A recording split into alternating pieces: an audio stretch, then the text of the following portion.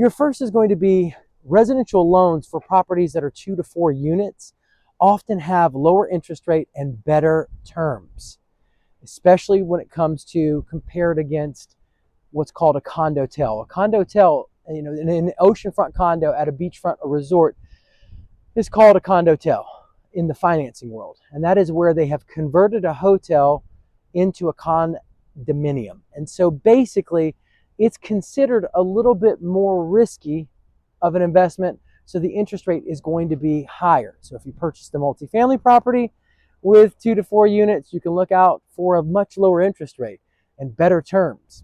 I would go that route. Now, you might qualify for owner-occupied financing, which obviously would work out to your advantage if you lived in one of the units. And that's something that a lot of people who are first getting started, a lot of your initial investors take advantage of that.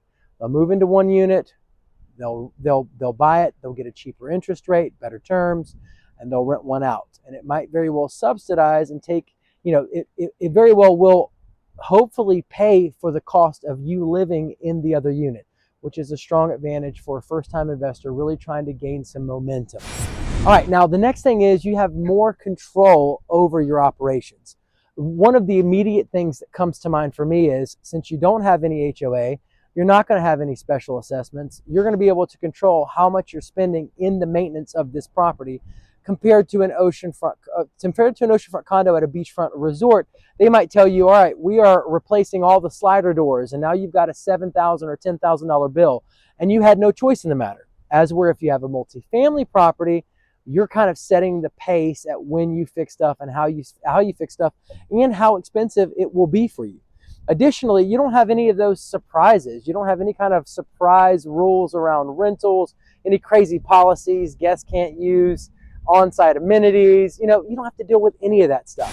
Another one is lower HOA fees, guys. Lower HOA fees. Now, we've been talking about how this property does not have an HOA. Well, that's great, but what does that really translate into? What does that look like for you?